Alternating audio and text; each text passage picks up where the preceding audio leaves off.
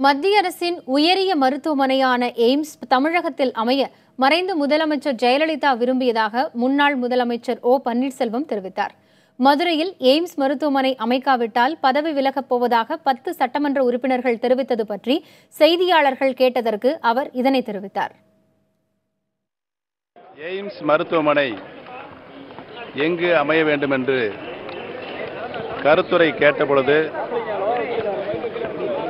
தமிழகத்தில் பெரிய இரண்டாவது நகரமாக இருக்கின்ற மதுரை அனைத்து அம்சங்களிலும் எய்ம்ஸ் மருத்துவமனை இங்கு அமைக்கப்படுகின்ற பொழுது பொதுமக்களுக்கு மிகவும் பயனுள்ளதாக இருக்கும் என்ற கருத்து வலுவாக இருந்தது. மாண்புமிகு இதய தெய்வம் புரட்சித் தலைவி அம்மா அவர்களும் அந்த கருத்தின்படியே இருந்தார்கள் என்பதை தெரிவித்துக் கொள்கிறேன்.